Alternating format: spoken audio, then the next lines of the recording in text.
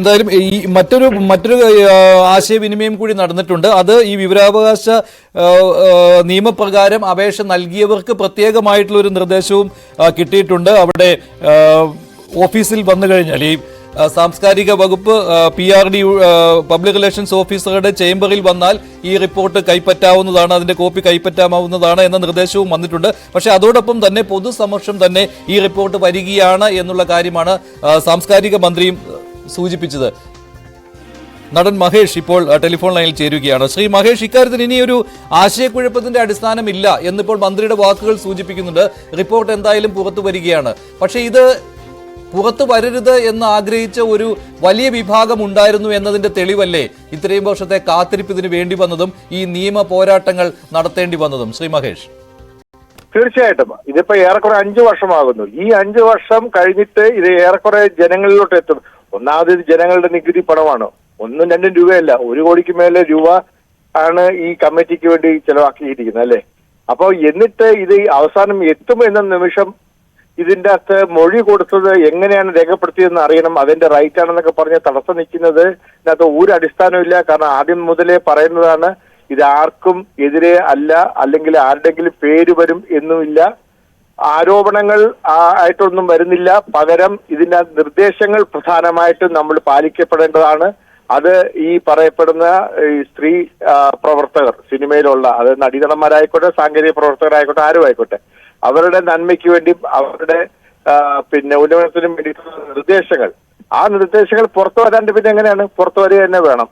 അപ്പൊ ഈ ലുട്ടിലൊടുക്ക ന്യായങ്ങൾ പറഞ്ഞുകൊണ്ട് തടസ്സം നിൽക്കുന്നതിനകത്തൊന്നും ഒരു അർത്ഥവുമില്ല എന്നാണ് എനിക്ക് പറയാനുള്ളത്. അല്ല, ഇത് പലതവണത്തെ ഈ ന്യായങ്ങൾ എന്ന് പറയുമ്പോൾ ഈ വിവരാവകാശ കമ്മീഷണർ തന്നെ പറഞ്ഞ കാര്യങ്ങൾ വീണ്ടും കോടതിയിലേക്ക് ചെന്നിട്ട് അതേ കാര്യങ്ങൾ തന്നെ ഉന്നയിച്ചതിൽ അത് എന്താണ് ഇപ്പോൾ ഇത്തരത്തിലുള്ള ആളുകൾ ഈ കോടതിയെ സമീപിക്കുന്നതിലുള്ള ഔചിത്യം എന്താണ്? പക്ഷെ അത് ആർക്കെങ്കിലും വേണ്ടി സമീപിക്കുന്നതാണോ? അങ്ങനെയുള്ള സംശയങ്ങൾ ഉണ്ടല്ലോ. ഇതിൽ ഈ റിപ്പോർട്ടിൽ എന്തോ വലിയ കാര്യങ്ങൾ വരാൻ പോവുകയാണ് എന്നുള്ള ഒരു ആകാംക്ഷ, ഒരാശങ്ക, ഇതെല്ലാം സിനിമാ മേഖലയിലുണ്ടോ? അങ്ങനെ ഒരു ആശങ്ക തോന്നിയാൽ നമുക്ക് അതിനകത്ത്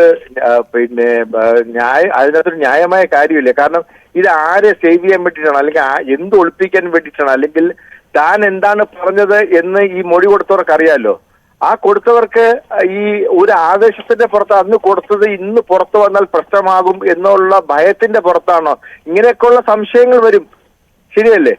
ഈ അവസാന നിമിഷം ഈ മൊഴി കൊടുത്തവർക്കാണല്ലോ ഇതിനകത്ത് ഇപ്പൊ പ്രധാനമായിട്ടും രഞ്ജിനിക്ക് ഇങ്ങനെ ഒരു തോന്നൽ വരാൻ, നടി രഞ്ജിനിക്ക് ഇങ്ങനെ ഒരു തോന്നൽ വരാൻ കാരണം എന്താണെന്ന് അവര് തന്നെയാണ് പറയേണ്ടത്. അവർ പറയുന്ന ന്യായങ്ങളൊന്നും ഒരു രീതിയിലും സ്വീകാര്യമായിട്ട് എനിക്ക് തോന്നുന്നില്ല. ഈ അവർക്കറിയാം അവരെന്താ മൊഴി കൊടുത്തതെന്ന്. അതുപോലെ തന്നെ WCCയിലെ ഓരോ മെമ്പേഴ്സിനായിക്കോട്ടെ, ഈ പ്രശ്നങ്ങൾ നേരിടേണ്ടി വന്ന ഓരോ സ്ത്രീജനങ്ങളായിക്കോട്ടെ, അവർക്കറിയാം അവർ നേരിടേണ്ട പ്രശ്നങ്ങൾ. ഇല്ലാത്ത കാര്യങ്ങൾ പറഞ്ഞതിനെ പറ്റിയാണ് ആശങ്കയിൽ. അത് എന്ത് നമുക്കൊന്നും ചെയ്യാൻ സാധിക്കില്ല. അതിന്റെ പുറത്ത് അവർ ആശങ്കപ്പെടുന്നുണ്ടെങ്കിൽ അത് ഇനി അതിന്റെ പേരിൽ ഇത് തടസ്സം നിൽക്കാൻ പാടില്ല.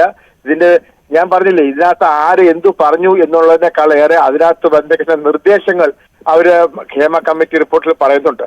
ആ നിർദ്ദേശങ്ങൾ പാലിക്കപ്പെട്ടുകൊണ്ട് ഇനിയെങ്കിലും ഈ ഇൻഡസ്ട്രിയിലുള്ള പ്രശ്നങ്ങൾ മാറിക്കിട്ടണം എന്ന് തന്നെയാണ് പറയാനുള്ളത്. അതിന് ഇനി ഇവര് തന്നെ അതിന് ഇടങ്കോലിട്ട് നിൽക്കരുതെന്നാണ് എനിക്ക് പറയാനുള്ളത്. ഇപ്പോൾ അല്പം മുമ്പ് സാംസ്കാരിക മന്ത്രി സജി ചെറിയാൻ പറഞ്ഞ ഒരു കാര്യമുണ്ട്. സർക്കാരിന്റെ നിലപാട് എന്ന് പറയുന്നത് ഈ റിപ്പോർട്ട് പുറത്തു വിടണം എന്നാണ്.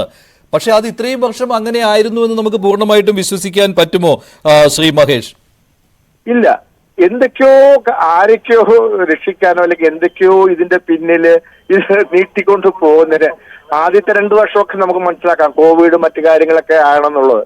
പക്ഷെ ഇതൊരു കാര്യമുണ്ട്, ഇത് നമ്മൾ ശ്രദ്ധിക്കേണ്ടതെന്ന് പറഞ്ഞാല് ജനങ്ങളുടെ നികുതി പണം കൊണ്ട് ഇത്രയും ഒരു കമ്മിറ്റി ഉണ്ടാക്കി, അതിൽ നിന്നും കമ്മിറ്റിയായി മാറി, പിന്നെ അത് കഴിഞ്ഞിട്ട് അത് പുറത്തു വരുന്ന നിമിഷം പല കാരണങ്ങൾ കൊണ്ട് നീണ്ടുപോകുന്നത് സംശയങ്ങൾ വർദ്ധിപ്പിക്കുകയുള്ളൂ, ശരിയല്ലേ? അപ്പൊ അതുകൊണ്ട് ഇത് എത്രയും പെട്ടെന്ന് ആ സംശയങ്ങൾ ധ്രുവീകരണം കിട്ടണമെങ്കിൽ ഇത് പുറത്തു വരിക തന്നെ വേണം, അതിന്റെ നിർദ്ദേശങ്ങൾ പാലിക്കപ്പെടുക തന്നെ വേണം. ഇതാരെയും വ്യക്തിപരമായിട്ട് ഹനിക്കാനല്ല എന്ന് എനിക്ക് പൂർണ്ണമായ ബോധ്യമുണ്ട്. അങ്ങനെ ഒരു ആശങ്കയാണ് ഇവർക്കെങ്കിൽ അതിനകത്ത് ഒരു അടിസ്ഥാനവും ഇല്ലെന്നാണ് എനിക്ക് പറയാനുള്ളത്. അതേ സമയത്ത് തന്നെ ഇതിൽ ചില കാര്യങ്ങൾ ഉണ്ട് എന്ന കാര്യത്തിലും താങ്കൾ ഒട്ടും സംശയിക്കുന്നില്ലല്ലോ. അല്ലെങ്കിൽ പിന്നെ ഇത്രയും സമയം ചെലവഴിച്ചും ഇത്രയും പണം ചെലവഴിച്ചും ഇങ്ങനെ ഒരു കമ്മിറ്റി പ്രവർത്തിക്കേണ്ട ആവശ്യവുമില്ലായിരുന്നു. സിനിമാ മേഖലയിൽ ഉള്ള പ്രശ്നങ്ങൾ ഈ കമ്മിറ്റി നന്നായിട്ട് പഠിച്ചിട്ടുണ്ട്. അപ്പോൾ കുറെ കാര്യങ്ങൾ മറച്ചു വെച്ചാലും ഇത് പുറത്തു വിട്ടിട്ടില്ലെങ്കിലും അത് സർക്കാരിന് ബോധ്യപ്പെട്ട കാര്യങ്ങളും അതിന്മേൽ നടപടി ഉണ്ടാകുവാൻ സാഹചര്യമുള്ളതുമാണല്ലോ. അപ്പോൾ സർക്കാരിന് മുന്നിൽ ഈ രഹസ്യാത്മക സ്വഭാവമൊന്നും ഒരു തടസ്സമായി മാറുകയില്ലല്ലോ. എന്റെ വിശ്വാസം ഇത് ഓൾറെഡി സർക്കാർ ഇത് കണ്ടിട്ടുണ്ടല്ലോ. അപ്പൊ ഇതിനകത്തുള്ള നിർദ്ദേശങ്ങളും സർക്കാരിന് അറിയാമല്ലോ. എന്തുകൊണ്ട് അത് നടപ്പാക്കി തുടങ്ങാൻ ശ്രമിക്കുന്നില്ല എന്നുള്ളതാണ്. നോക്കൂ, സർക്കാരിന് 1 രൂപ പോലും അധിക ചെലവ് ഇല്ലാതെ സർക്കാരിലോട്ട് പല രീതിയിലുള്ള നികുതി പണം വഴി സർക്കാരിലോട്ട് റവന്യൂ വരുന്ന ഒരു ഇൻഡസ്ട്രിയാണ് ഫിലിം ഇൻഡസ്ട്രി എന്ന് പറയുന്ന. ഒരു 6 ഷീറ്റ് പോസ്റ്റർ അടിക്കുന്നത് തൊട്ട് പിന്നെ ഇൻകം ടാക്സ് ആണെങ്കിലും സർവീസ് ടാക്സ് ആണെങ്കിലും ഓരോ ടാക്സ് വഴിയും സർക്കാരിലോട്ട് മുതൽക്കൂട്ട് വരുന്ന ഒരു ഇൻഡസ്ട്രിയാണ് സിനിമ ഇൻഡസ്ട്രി. അതിന്റെ ഒരു നന്മയ്ക്ക് വേണ്ടി, അതിന്റെ ഒരു പിന്നെ ഉയർച്ചയ്ക്ക് വേണ്ടിയിട്ട് സർക്കാർ ഇത് നടപ്പാക്കലേ വേണ്ടത് എത്രയും പെട്ടെന്ന്. അപ്പൊ ഇതിന് നീട്ടിക്കൊണ്ടു പോകണ്ട, ഇത് ജനങ്ങളിലോട്ട് എത്തട്ടെ. ജനങ്ങളുടെ കൂടെ അവകാശമാണ് ഇത് അറിയേണ്ടത്. അത് അറിയണം, അതിന്റെ നിർദ്ദേശങ്ങൾ പാലിക്കപ്പെടണം. ശരി, നന്ദി ശ്രീ മഹേഷ് ഇത്രയും കാര്യങ്ങൾ പറഞ്ഞതിന്. ശ്രീ മഹേഷിന് ഈ റിപ്പോർട്ട് പുറത്തു വരണം എന്ന് തന്നെയാണ് ആഗ്രഹം. ആ കാര്യങ്ങൾ അദ്ദേഹം പറയുന്നുണ്ടായിരുന്നു. നടി രഞ്ജിനി എന്തിനാണ് ഇങ്ങനെയൊരു തടസ്സ ഹർജി നൽകിയത് എന്ന കാര്യത്തിലും അദ്ദേഹത്തിന് കൃത്യമായിട്ട് അതിന് രഞ്ജിനിയുടെ വിശദീകരണങ്ങൾ തൃപ്തികരമല്ല എന്നാണ് നടൻ മഹേഷ് പറയുന്നത്. 2:30-ക്കാണ് റിപ്പോർട്ട് പുറത്തുവിടുക. അതേ സമയത്ത് തന്നെ ഹൈക്കോടതിയിൽ ഒരു നിർണായകമായ നടപടി കൂടിയുണ്ട്, ഒരു നിയമ നടപടി കൂടിയുണ്ട്. നടി രഞ്ജിനിയുടെ ഹർജി സിംഗിൾ ജഡ്ജിയുടെ പരിഗണനയ്ക്ക് വരികയാണ്. നേരത്തെ ഡിവിഷൻ ബെഞ്ചാണ് ഇങ്ങനെയൊരു നിർദ്ദേശം നൽകിയത്. രഞ്ജിനിയോട് സിംഗിൾ ജഡ്ജിയെ സമീപിക്കാൻ പറഞ്ഞിരുന്നു. സിംഗിൾ ജഡ്ജിക്ക് ഇങ്ങനെ നിർദ്ദേശം നൽകിയിരുന്നു. അതിനാൽ തന്നെ 1:45-ന് ഇപ്പോൾ കൂടുതൽ വിവരങ്ങൾ നൽകാൻ നവമി ദിനേശ് ചേരുകയാണ് കൊച്ചിയിൽ നിന്ന്. നവമി, 1:45-ന് രഞ്ജിനിയുടെ ഹർജി, 3 മണിക്ക് സജിമോൻ പാറയിലിന്റെ ഹർജി ഡിവിഷൻ ബെഞ്ചിൽ. ഇങ്ങനെയല്ലേ ഇനിയുള്ള ഈ നിയമ പോരാട്ടം, അതായത് റിപ്പോർട്ടിനെതിരെയുള്ള തടസ്സവാദങ്ങൾ?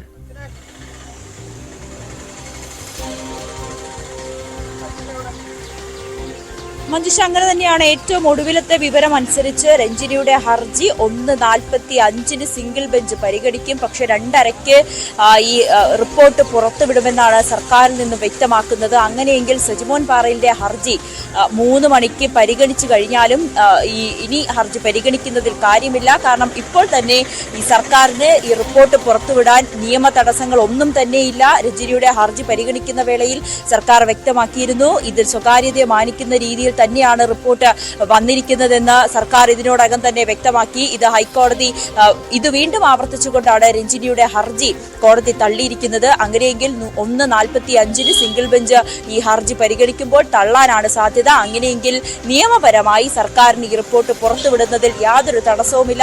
മറ്റൊന്ന്, സർക്കാർ ഹൈക്കോടതി നൽകിയ അവസാന തീയതി, അതായത് റിപ്പോർട്ട് പുറത്തുവിടണം എന്ന് പറഞ്ഞ് അന്തിമ തീയതി ഇന്നാണ്. ഇന്ന് അവസാനിക്കും. അതുകൊണ്ട് സർക്കാരിന് ഇന്ന് റിപ്പോർട്ട് പുറത്തുവിട്ടേ മതിയാകൂ. 1:45-നാണ് രഞ്ജിനിയുടെ ഹർജി സിംഗിൾ ബെഞ്ച് പരിഗണിക്കുക. ഡിവിഷൻ ബെഞ്ച് സജിമോൻ പാറയിലിന്റെ ഹർജി പരിഗണിക്കുന്നത് 3 മണിക്കായിരിക്കും. പക്ഷേ 2:30-ക്ക് തന്നെ ഈ റിപ്പോർട്ട് പുറത്തുവിടുമെന്നാണ് സർക്കാർ മാധ്യമപ്രവർത്തകരോട് വ്യക്തമാക്കിയിരിക്കുന്നത്. അങ്ങനെയെങ്കിൽ ഇന്ന് തന്നെ ഈ ഹേമ കമ്മിറ്റി റിപ്പോർട്ട് പുറത്തുവരും. നീണ്ട വർഷങ്ങൾക്ക് ശേഷം ഈ റിപ്പോർട്ട് പുറത്തു വരുമ്പോൾ ആശങ്കയുണ്ട്. ഏതൊക്കെ വിധത്തിലുള്ള പരാമർശങ്ങളാണ് അല്ലെങ്കിൽ എന്തൊക്കെ കാര്യങ്ങളാണ് ഈ റിപ്പോർട്ടിൽ പറഞ്ഞിരിക്കുന്നത്? സിനിമാ മേഖലയിലെ സ്ത്രീകളുടെ സുരക്ഷ അത് ഉറപ്പാക്കുന്നതിനു വേണ്ടി ഉള്ള നിർദ്ദേശങ്ങളും പ്രധാനപ്പെട്ട ശുപാർശകളുമാണ് ഈ റിപ്പോർട്ടിൽ ഉള്ളതെന്ന് നേരത്തെ തന്നെ വ്യക്തമാക്കിയിരുന്നു. അങ്ങനെയെങ്കിൽ ഈ റിപ്പോർട്ട് വരുമ്പോൾ ഏതെങ്കിലും വിധത്തിലുള്ള ആളുകളെയോ ഏതെങ്കിലും വ്യക്തികളെയോ പരാമർശിക്കുന്നതോ അല്ലെങ്കിൽ അവർക്കെതിരായ ആരോപണങ്ങളോ അവർക്കെതിരായിട്ടുള്ള തെളിവുകളോ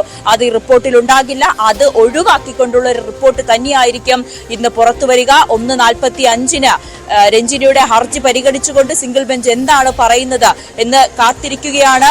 അങ്ങനെയെങ്കിൽ ഈ രഞ്ജിനിയുടെ ഹർജി പരിഗണിക്കുകയാണെങ്കിൽ അല്ലെങ്കിൽ രഞ്ജിനിയുടെ ഹർജി തള്ളുന്നില്ല, മറ്റൊരു ദിവസത്തിലേക്ക് അല്ലെങ്കിൽ വാദം കേൾക്കുന്നതിന് മാറ്റിവെക്കുകയാണെങ്കിൽ സർക്കാരിന് 2:30-ക്ക് ഹർജി ഈ റിപ്പോർട്ട് പുറത്തുവിടാൻ കഴിയില്ല. പക്ഷേ മറ്റൊരു കാര്യം, ഹൈക്കോടതി ഈ റിപ്പോർട്ട് പുറത്തുവിടരുതെന്ന് ഇപ്പോഴും പറഞ്ഞിട്ടില്ല. രഞ്ജിനിയുടെ ഹർജി നൽകുമ്പോഴും സിംഗിൾ ബെഞ്ചിലേക്ക് പരിഗണിക്കുമ്പോഴും ഒക്കെ ഈ രഞ്ജിനിയുടെ ഹർജി അല്ലെങ്കിൽ ഈ റിപ്പോർട്ട് പുറത്തുവിടരുത് എന്നുള്ള കാര്യം ഹൈക്കോടതി ഇതുവരേക്കും വ്യക്തമാക്കിയിട്ടില്ല. അങ്ങനെയെങ്കിൽ ഇന്ന് തന്നെ സർക്കാരിന് വേണമെങ്കിൽ പുറത്തുവിടാമായിരുന്നു. പക്ഷേ രഞ്ജിനിയുടെ ഹർജി നിന്നതുകൊണ്ട് മാത്രമാണ് സർക്കാർ പുറത്തുവിടാതിരുന്നത്. ഈ ഹർജി തള്ളിയ സ്ഥിതിക്ക് ഇനി സർക്കാരിന് പുറത്തുവിടാം, അതിലൊരു നിയമ തടസ്സമില്ല. ഇനി സിംഗിൾ ബെഞ്ചിന്റെ വിധി എന്താകും അതും കൂടി ഇനി കാണേണ്ടതുണ്ട്. സിംഗിൾ ബെഞ്ച് ഈ റിപ്പോർട്ട് പുറത്തുവിടണ്ട എന്ന് പറയുകയാണെങ്കിൽ സർക്കാരിന് ഇന്ന് റിപ്പോർട്ട് പുറത്തുവിടാൻ സാധിക്കില്ല. വീണ്ടും ഈ ഒരു വാദം അല്ലെങ്കിൽ ഈ റിപ്പോർട്ട് പുറത്തുവിടുന്നത് നീണ്ടു പോവുക തന്നെ ചെയ്യും. എന്തായാലും അങ്ങനെ ഉണ്ടാകില്ല. ഇന്ന് സിംഗിൾ ബെഞ്ച് ഈ ഹർജി പരിഗണിക്കുമ്പോൾ ഡിവിഷൻ ബെഞ്ചിന്റെ ഉത്തരവ് അത് തന്നെ അംഗീകരിക്കുന്ന ഒരു സാഹചര്യം തന്നെയായിരിക്കും സിംഗിൾ ബെഞ്ചിന്റെ ഭാഗത്തു നിന്നും ഉണ്ടാകുക എന്നാണ് നമ്മളും പ്രതീക്ഷിക്കുന്നത്. മഞ്ജുഷ്, ശരി നവമി, എന്തായാലും 1:45-നാണ് നടി രഞ്ജിനിയുടെ ഹർജി സിംഗിൾ ജഡ്ജിയുടെ പരിഗണനയ്ക്ക് വരുന്നത്. പക്ഷേ ആ സിംഗിൾ ജഡ്ജി നേരത്തെ ഈ റിപ്പോർട്ട് പുറത്തുവിടുന്നതിൽ ഒരു തടസ്സവുമില്ല എന്ന കാര്യം വിധിയായിട്ട് നൽകിയതാണ്. വിവരാവകാശ കമ്മീഷണർ നൽകിയ ഉത്തരവ് പ്രകാരം തന്നെ റിപ്പോർട്ട് പുറത്തുവിടണം എന്ന നിർദ്ദേശം നൽകിയതാണ് സിംഗിൾ ജഡ്ജി. അതിനാൽ തന്നെ നടി രഞ്ജിനിയുടെ ഈ തടസ്സ ഹർജിയെ ഏത് രീതിയിലാണ് സിംഗിൾ ജഡ്ജി കാണാൻ പോകുന്നത് എന്ന കാര്യത്തിലൊരു സംശയം നിലനിൽക്കുന്നുണ്ട്. സംസ്ഥാന സർക്കാരിന് മുന്നിൽ ഒരു തടസ്സവും ഈ ഘട്ടത്തിലില്ല, ഒരു സ്റ്റേയും റിപ്പോർട്ട് പുറത്തുവിടുന്നതിൽ ഇല്ല. അതിനാൽ തന്നെ 2:30-ക്ക് സംസ്ഥാന സർക്കാർ റിപ്പോർട്ട് പുറത്തുവിടുകയാണ്. അതും സിംഗിൾ ജഡ്ജിയുടെ ഉത്തരവ് പരിഗണിച്ചാണ് എന്ന് മന്ത്രി സജി ചെറിയാൻ അല്പസമയം മുമ്പ് പറഞ്ഞിരുന്നു. കൃത്യമായിട്ടും ഒരാഴ്ചത്തെ സമയം സർക്കാരിന് അനുവദിച്ചതാണ്.